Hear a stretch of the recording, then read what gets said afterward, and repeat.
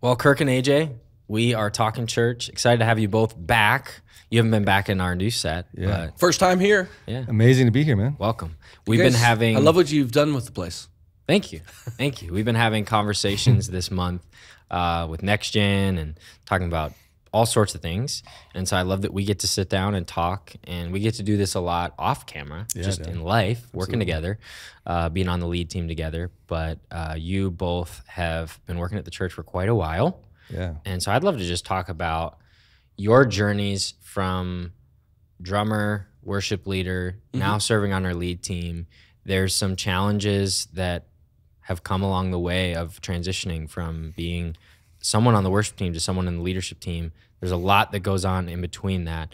And so first, I think I'd love to just start off and maybe you just share a little bit about what your role is now. Again, I know you've both been on before, but for those who maybe didn't hear those episodes, or just what your portfolio is, and then we'll dive in, kind of talk about how you guys got there. Yeah, go ahead. You got it. No, you want me to go first? All right, I'll go first. Thanks, Logan. So yeah, I am the creative pastor of the church. So I look after worship production, film, design, communications, which is it's a new role for me at the first this year. So that's exciting.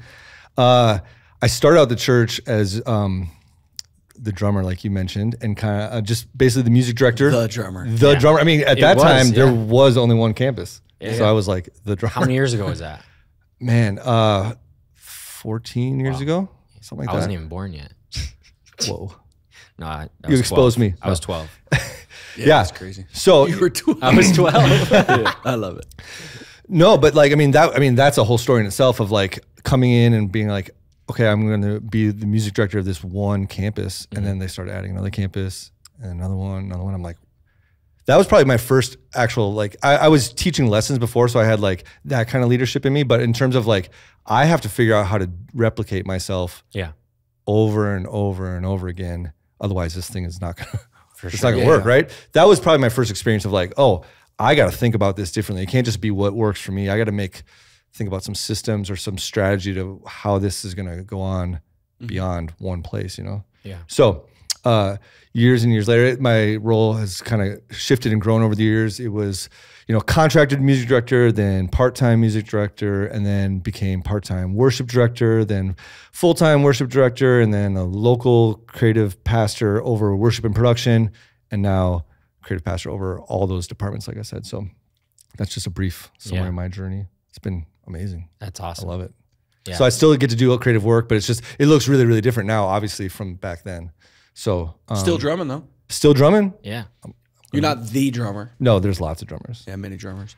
And you're doing a great job as creative director, I will say, creative pastor. Along that journey, you didn't say, but like pursuing credentials and actually becoming like just seeing yourself more than a drummer, which is probably an entire podcast. Yeah. Oh, totally. But I've loved being a friend alongside you, just seeing, you just go like, man, I'm not just a musician, and musician is not just something, like it's significant in the world of worship and church life and all that. But to say, there are pastoral giftings in me and calling on my life. And so I've loved seeing that. You're doing a great job. Amazing. Sorry. My journey was, I was hired as a worship leader 12 years ago this month, April, and pretty wild. And the journey, I think I've said before, in previous episodes, but the journey eventually leading young adult ministry, launching a new campus in downtown Minneapolis. That's now 8 years ago. And transitioning to our broadcast campus, being a campus pastor there, overseeing a couple of our campus pastors as what we called then area campus pastor. And then the last few years have been overseeing all of our campus pastors and then what we call local church ministries.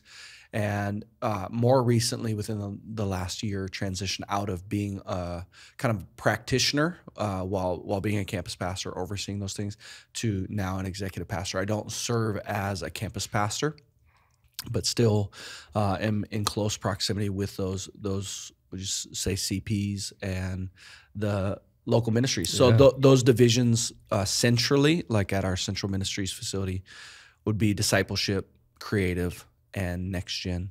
So there's nothing else I would rather do. I'm a local church guy, so I love it. I love what I get to do, and feel really grateful that Pastor Rob would ask me to do it. Yeah, it's awesome. You mentioned it kind of jokingly, but like you're not just a drummer. And really, I think that's the point of this conversation here today is how maybe there's people out there that feel like they're in a position that is very specific. I'm just a drummer, or I'm a writer, or I'm a kids slide maker, or whatever it is. And what are things as you've grown into these new leadership positions? What are things that you feel that you have had to learn along the way that looking back now, 14, 12 years later, that saying, I didn't know much about this 14 years ago? Yeah. Before I jump into that, I just like when you said, you're not just a drummer.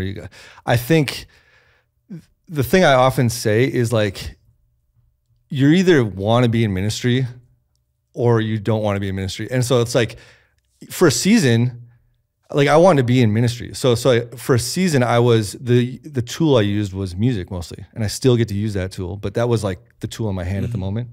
And the Lord has created like opportunities to use other gifts than that or develop other things. And so it's like, man, I'm going to build the church with whatever I have in my hand at the time. Right. I think that's just like an important mindset to have. It's like, if I didn't have skills doing this, well, I'd still build the church in a different way. And so just for people listening out there, it's like, look for, if you're going to build the church however you can. That's and awesome. Whatever is in your hands at that time, right? Parking cars, doing cafe, whatever. We're going to build the church. So things I've had to learn. So I've had to do a ton. They don't teach you this stuff in school. You know what I mean? Like I have a degree in music performance. So it's like, okay, I can do that. But one thing I had to learn, and recently, is like managing people and managing teams and leadership beyond playing music. I've had to learn a ton with that. So I've been like devouring. I felt like at the age I am, I did so much music. I felt like a little bit behind on other people my age or even younger than me who have been in leadership roles longer than I have. And I was like, oh man, I feel the weight of this is a bigger responsibility than I've ever had. I got to do some homework. I got to grow myself. So I've like been devouring pastoral leadership books, organizational structure, all that sort of stuff, business, all that sort of stuff, which doesn't sound like, if you think about musicians, that doesn't sound fun, but it is like, to me, it's just a certain part of my creativity that it doesn't seem creative at the time, but man, dealing with people and trying to figure out problems or figure out solutions to problems and what you can do to like fix the situation or inspire the team this way or whatever. It's like, that's super creative to me because there's like there's so many things you can do and you're trying to find the right thing for the team, You've made management creative. It feels that way to me, honestly. Like, and it scratches an itch that I didn't even know I had for that type of thing. Like, oh, I still feel like I'm doing creative work if I'm not holding drumsticks or whatever. So that's so interesting because I really haven't thought about it that way before. And I think one of the biggest things I hear when I travel from usually executive pastors is how do I work with creative people on my team? And it's one of the most challenging things in some ways because I think the goals are different, right? We have a phrase here, speed of unity. We want to get unified. You have to first agree, then you have to have vision together, and then you have to actually want to do it, like each other, love each other. Talk a little bit about, you mentioned you almost take that disagreement as a creative challenge. Yeah. But what are things that you've seen in developing that you'd say the goals of X, maybe it's the goals of, well, you say the executive pastor just because you're here, versus the goals of somebody who's on your creative team? Yeah, that's a good question. I think it's important I was actually just doing teaching on this with the team. Like, it's important to like lay out what the goal is, like the end goal. Life-changing relationship with people. I mean, like with Jesus Christ. That's what our church wants to instill in people. Well, it's like, okay, so that's the goal. We're going to do that with every tool that we have. But I think what helps with creative people is not laying out exactly how you get there. and having the freedom, like as a leader, I want to give the team as much freedom as I feel like I can to figure out the system that works best for them to get to that goal. And I don't need to micromanage the exact way to do that necessarily. Now, I might need to step in and correct it a little bit or whatever if it gets ineffective or whatever. But leaving the room open for freedom of like, however you get there that works for you and is inspiring you, get there. But we agree on the goal.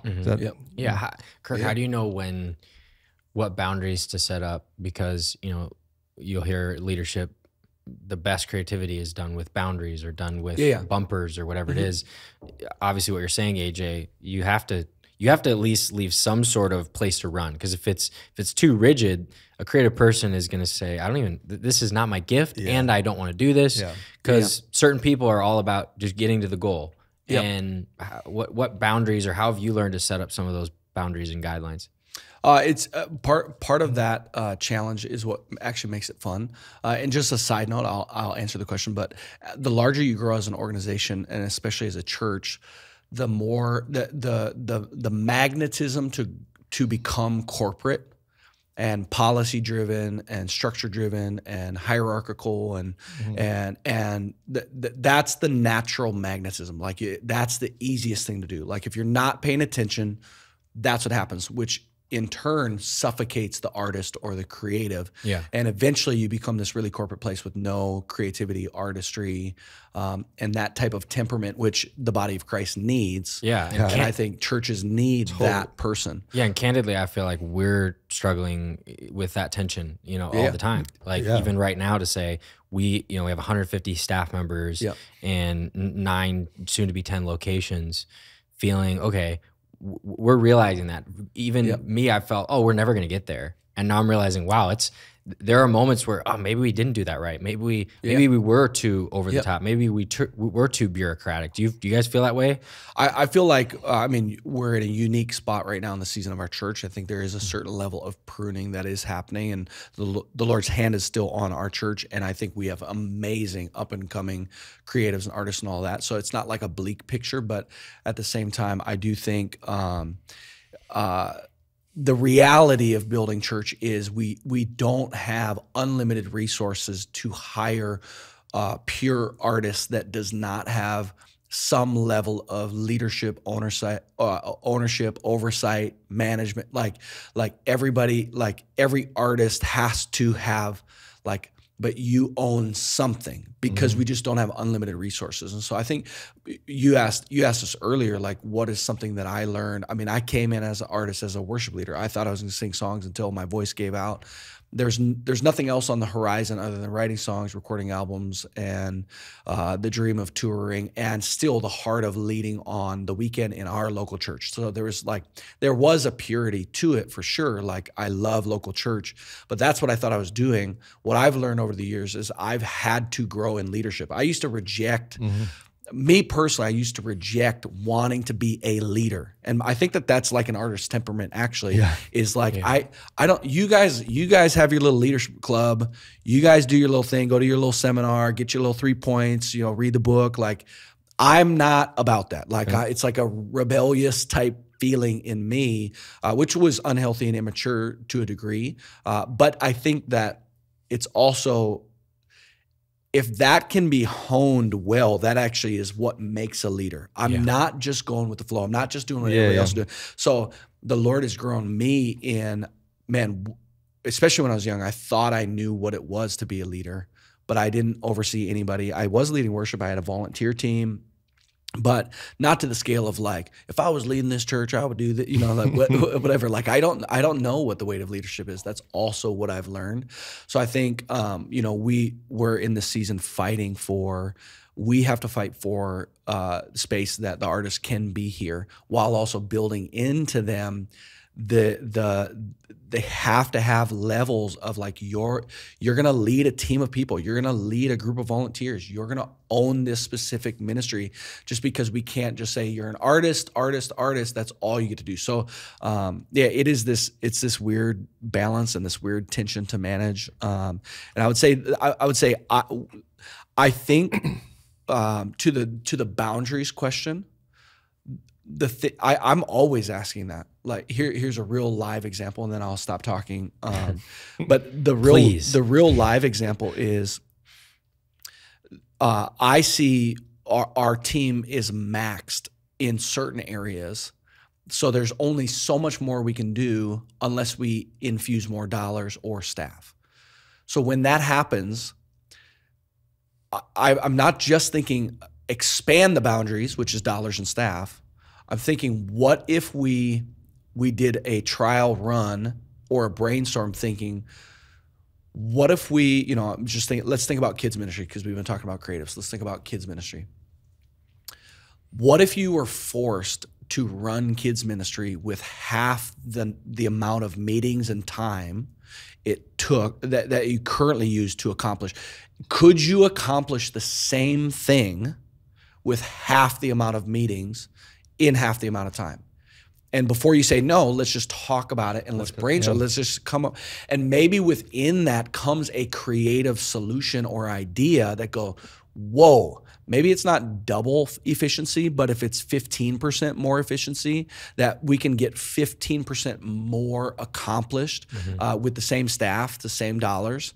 That's a win. Yeah. And that's where creativity in leadership happens, is creating those artificial constraints that force us to think differently, to say nothing came out of it, or something amazing, what we thought was impossible is now possible. Right, yeah. Have you read the book Creativity Inc. before? Oh, yeah. Yep. In that book, he talks about this time where, I think it was the movie Bolt, and there was this new animation technique that they were using, and they said it's going to take about 2 years to get all the renderings and all the animation done for this film. And for those who aren't aware, animation is like years and years and years. So Toy Story movies take like 7 years to make. Yep. And he said, all right, I want it in 2 weeks. And his animators were, are you kidding? We just told you it was going to take 2 years. It can't happen. Maybe it was 2 months. I don't remember. It was a very short amount of time. Yeah.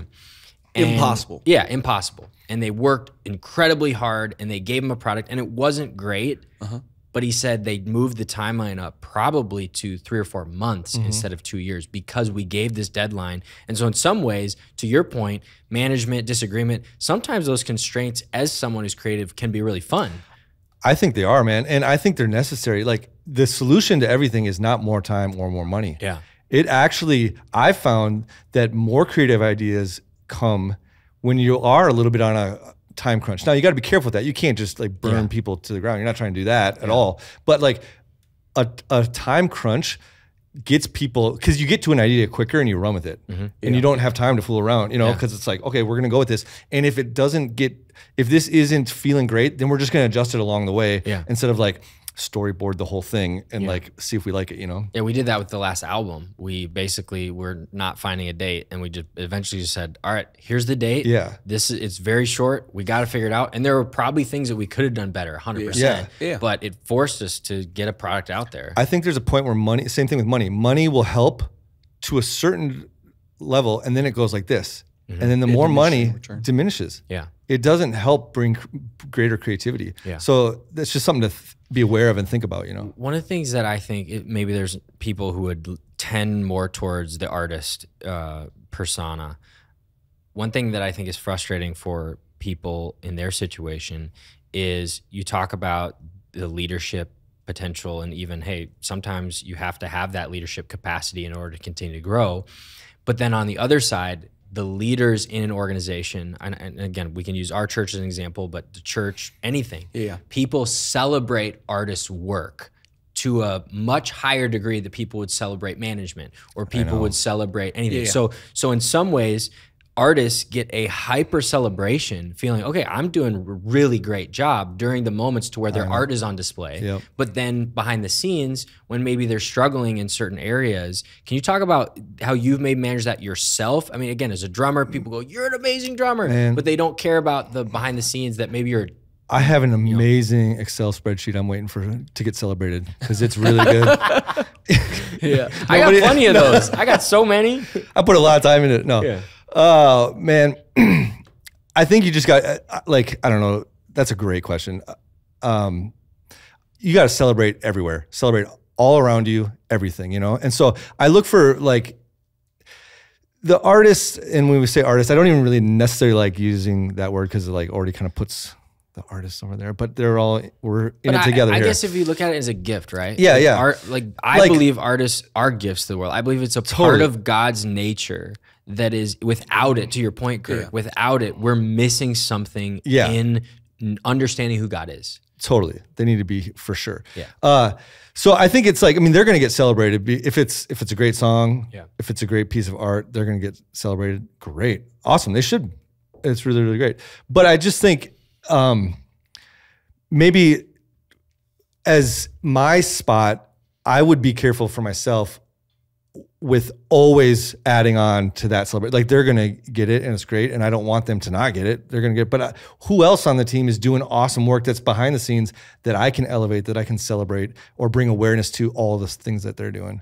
You know, so I'm thinking about that a lot. Yeah. But how would you live in the tension? And I'm kind of being devil's advocate on both sides of this, but there is work that is unique and cannot be done by as many people, right? So you think about at a restaurant being a cashier, you could train 90% of the population, the adult population, even teenagers can figure that out. But there's certain people. If you're a chef, there's a reason why you're a 5-star, a Michelin star chef. What are some of the things that get that distinction in leading people that are 5-star, but then other people that go, well, I gave a 5-star effort, but maybe it doesn't look the same. It's a hard question, I guess. Yeah, man. I don't know if I have. You're on a roll right now. Just keep going. I think Kirk's got an answer. Go ahead. I mean, my response is probably a little bit. I'm going to expose how I was raised, but life's not about you. I think for the 5-star chef and for the cashier, you get to say to both of them in a really kind and caring way, life's not about you. So whether you're the cashier and you feel like, well, why do they get to do that? And why do they get paid that? And why are they celebrated that way? Like, it's a good reminder. Listen, it's not that you're less valuable. We're not talking about your identity. We're not talking about the image of God that you're created in. We're not, everybody has gifts, but those gifts were divvied out differently. And I don't have the answer to why it is that way, and why you were born today, because I guarantee you, certain gifts that are celebrated today maybe weren't as celebrated in the 1800s, but there are gifts not celebrated today that would be way more celebrated in the 1800s. So, it's like, I don't have the answer to all those questions, but also to the 5-star chef, listen, you are awesome and I'm glad you're celebrated, but it is not about you. And if you think it's about you, the days of you being celebrated will end. And especially in ministry, you cannot live that way. And I think a little bit of my journey, like in regards to like creating art, I would say a position that I sat in that I felt like I was creating art was when I was leading young adults, because I did have, like, again, you call it creative control. Like I was leading that ministry, and it was from scratch. Like your dad, our lead pastor's like, do whatever you want, really. What is going to reach young people? And so it was like, man, from every lens of like, how are we going to do events and what's the rhythm, and who's going to speak, and how are we going to get people to show up, and we're going to do merch, and we're going to do photo shoots, and we're going to start engaging in social media, and we're going to include as many, like all of that was like art, to me. To then transitioning to becoming a campus pastor, where it was still, I was leading a campus, but now I was within a framework that I was no longer in control of, if that makes sense. Yeah, it makes a ton of sense. And so I had to learn in those seasons, like, man, I got to serve my vision under the vision of the house, for sure, to then becoming a campus pastor, to going, I'm not even serving my vision purely anymore. There's tons that I got to pour in. Like I definitely had my hand on it, but it was not the same. It was different. And so I've walked years of going, and I still think I'm that today, is like, I'm serving somebody else's vision and it's not about me. And that doesn't hurt me in any way, shape, or form. I don't feel lesser than because of that. Like, it's not about me.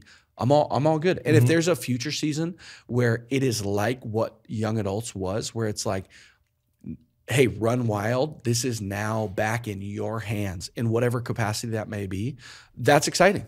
Yeah. But it wasn't about me when I had my hands on it and I was in control. It wasn't about me when I'm serving somebody else's vision. It's not about me if that happens again. Like, that's another thing that I've learned over the years of like going from artist to now leader, manager. I think I'm still artistic and still have that desire, but the main phrase, and I was telling somebody yesterday, just meeting with them, that's what has rung in my head, and most of my time with the Lord too is, it's not about you, my man. Yeah, that's great. No, it's true, and in some ways, I feel like I'm in that a little bit to where I have like a frog in my throat, but let it out, man. It's all good. Let it out. I did 20 plus after you, now called Young Adults, having that creative kind of freedom. Now, even in network influence, it's an area where there is a lot of creative freedom. I'm able to do a lot of that. So as someone who feels entrepreneurial, who has some of those artist tendencies, it's awesome to have that freedom to do not whatever I want, but to create. But then there are certain points where it's working with people on the team, and it's maybe working with facilities. Hey, you can't just host an event whenever you want, wherever you want. We have real ministry going on, working with creative. Yeah. Sorry, you got to get, even doing this podcast, you got to get into the schedule to make sure that our cameras are available and our people are available. And so some of those things can be frustrating, but you made up a great point, Kirk. Sometimes it takes a lead pastor or a leader to create a space or allow a leader to be in a space that they can create without tons of massive consequences. Maybe if you could share, was there a time where, whether it was my dad or another one of the leaders, where you felt like maybe you pushed the boundary a bit too far, where you had that correction of, hey, you can't just do whatever you want. There are boundaries. They may be a lot wider than others. And then AJ, I'd love to hear from you, even in that same space, how you've learned to create some of those spaces within a creative team as a whole, whose job is really to create content all day long. So I mean, there's not enough time to talk about all of my failure and mistake like throughout the years, or how I've been corrected. But think specifically in like 20 plus, owning your own creative vein. I think the thing that is coming to mind like loudest in my head is it's less a specific example. I have a couple of those just quickly is like I did not function within an appropriate budget. So I knew that there was a budget, but then I did not communicate well enough in booking venue and guest speaker and things like that, when it comes down to like, we're getting close to the event and we've kind of agreed and communicated all this stuff, I'm now realizing I'm way over budget. So that's You're like the only creative that's ever done that. By the way. That might be a classic like creative or artistic failure is not paying attention to the dollars. Money doesn't grow on trees. But I think just more broadly, I think about my failure that I pretty quickly, for a period of time, it wasn't always, but for a period of time, I thought the thing that I was leading was the best thing our church did. And I think that that's like a really, really dangerous thought. And I think it can be, again, we're talking about creatives, but we're also talking about creatives can serve in levels of leadership that it's not just, hey, you stay and write your songs, or you stay and take your pictures, or you stay. No, you can also be at any level in this organization as a creative person or as an artistic temperament, but it is really, really dangerous. And it's the most tempting when you're the 5-star chef. And I'm not saying that about myself, but I'm saying when you're the 5-star chef, you can think that the thing that I do is the best thing we do. And that will disqualify you. That will, you are cutting off the hand that feeds you with that type of thought. And so the Lord corrected me. Your dad corrected me. There's over the years, like I've had correction to make sure, and it goes back to this statement. It is not about me. The thing I don't want to. Now I want to say I want to be the best, not in comparison, but my best. I want to bring my best to the thing that I have my hands on. For sure, I want it to be excellent, but I cannot have the temperament that I am better than everybody else. No, we collectively, we are great together. So, and we're better together. Really. Yeah. What I would say, different from Kirk, and when you're talking about like the space or like the right lane for creatives to run in and like the boundaries and all that sort of stuff, is I've really talked with the team about celebrating the journey. And I'm okay if an idea is pushed all the way through and it ends up not being the greatest thing. It ends up being kind of like a miss. What did we learn? What did we learn about that? Like, you will learn a ton by something that didn't quite hit what you thought you had in your head. Right. You'll probably even learn more with that than if it went awesome. And so I told the team, I was like, if we try something, great. Like, check all your boxes. If you put a concerted effort, I think this is going to be great, and we'll put checks and balances in along the way. But I'm never going to come down on you about a miss. What did you learn? So celebrating the journey, walking along the journey with the team is like such a massive thing, I think. Another thing I've been thinking a lot about is I think creatives love a challenge in the right way, and anybody really, but since we're speaking of creatives, like, I've been really assessing, like, making sure that the right people are on the right projects. Now, everybody's going to have things that they have to do on part of their job that they don't love. We're all adults. But to what level I do have authority or control over, I want to make sure that the right person is in the right project, because they'll be challenged in a different way, and they'll bring more of they'll be more self-motivated to do a great job with that, and they'll be inspired by that. So it's those types of things, like the freedom to run within a guardrail, but I'm not going to determine every step. You know where we're going, figure out how do you want to get there, getting people in the right projects, and creating the right team dynamics where people can speak into projects along the way. That's another thing I've been really working with the team, is like, we got to have open feedback. We can't be scared to have a contrary idea. That will kill creativity. We'll just all do the same thing over and over and over again. So everybody has to bring their idea, not bring their idea to the table open-handed and saying, what could be better about this, or what am I not seeing about that? If somebody has that attitude, we are good. We can work with that. If it's like, this is the best thing I've ever done, I don't know what's going on. That's just not gonna work. No, that's so good. And this conversation is, I feel like it's been 3 minutes and we're already way past that time. But would love it if you guys could give an encouragement. AJ, if you could encourage maybe creatives who are in organizations who maybe feel frustrated, maybe they feel discouraged, maybe they feel like they're unheard or whatever, if you could share an encouragement for them. And then Kirk, maybe if you could share an encouragement for leaders, whether it's an executive pastor, associate pastor, people that feel like they're struggling to in this situation. They feel like, I'm not allowing enough space, and the creative people in my organization aren't happy, or I'm unhappy because I'm not figuring this out. So maybe you could end that way. Yeah, my encouragement would be, like I kind of started at the beginning with, if you're going to build the church, and do it whatever tool you have and whatever spot you're in the organization, build the church. If you want to create art for art's sake, you'll be happier somewhere else. Sure. If you want to do it and build the church, do it. And then I would say for creatives, I think it's just an immature mindset to think my creativity ends with songwriting. My creativity ends with playing music or making a film or whatever. Like, there is so much more creativity. Like, in the beginning, God created. Like, right there. Like, we are all meant to create. And so I think it would be a miss. And I think you'll just miss out on so much richer depth of who you are, of your leadership, if you limit your scope to what I physically create in terms of like that. There's other things that will itch that, and you'll be like, I've never thought about that. And I feel the same way as if I'm writing a song by figuring this thing out. Sure. You know what I mean? Yeah. So I would say that, and then build as many relationships everywhere, up, down, sideways, creatives, non-creatives, build relationships, because just this whole thing of like, creatives need to be coddled and just like buck that and just go, okay, I'm going to build, because we're all building this church together. And my creativity just by itself, the thing I do without anything else around here is just nothing. Yeah. I need the organization to bring my best, because there's so many other things, and the unit together, the entire church moving forward,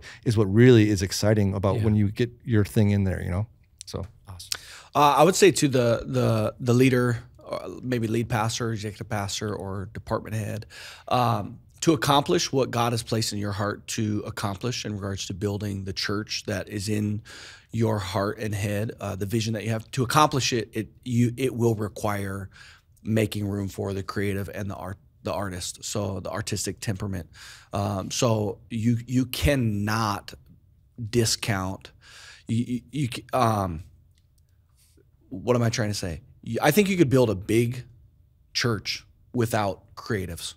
I don't think it will be like. I don't think it will exemplify the Church of Jesus Christ. Yeah, that's what I'm trying to say. Yeah.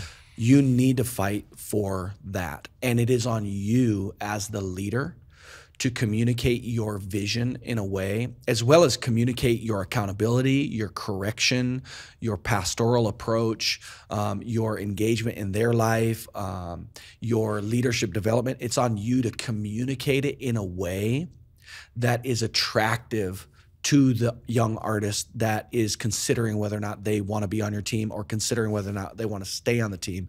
It's not their job to just translate your vision and like, I think this is, I think, no, part of your vision, you have to have vision for the artist. You have to have, do you want them in your church or not? Or do you just roll your eyes at every musician and every, they're not like, you're not going to accomplish what the Lord would want you to accomplish. I believe that. Yeah. Like, if you're suffocating them and not making space for them. So just I don't know if that's an encouragement or an indictment. It's like the encouragement is you can speak a language that is attractive to the artist. You don't have to be an artist to speak that language. But something that Pastor Rob told me years and years ago, as a young artist, he's like, Kirk, I want you to know, my goal is that my vision is big enough that yours, whatever God has placed in your heart, yours fits within that. That's awesome. If that's to write songs, if that's to record albums, if that's to travel and do camps and conventions and different things, whatever the Lord has placed on your heart as an artist, a worship leader on staff, I want you to know I'm setting a personal goal that the Lord keeps my vision big enough so that you can be here. Well, welcome to speaking the language of an artist. That's all I need to hear to say, sign me up for the next 10 years. Awesome. I'm in for that. So to the leader, you have to create space. You have to fight for it. And that doesn't mean there's not accountability. That doesn't mean that they can just float off in la la land. That doesn't mean it doesn't mean all those things that maybe some people would assume it means. Sure. But what it does mean is if you have artists, you have a much better chance of accomplishing what the Lord's put on your heart to accomplish. That's so good. That's great. No, I totally agree. And we're going to need to schedule a part 2 of this. And maybe part 2 will be at conference. I'm sure you guys will be leading breakouts coming up June 5th and 6th. I think that's up to you. We'll be there. Yeah, you. I'm letting you know. You're teaching breakouts. The answer is yes. The answer is yes. You asked me to do. But thanks so much for being back. Yeah, man. Talking church. And we'll see you guys soon. And, Love it. Hope to see everyone at conference. Thanks.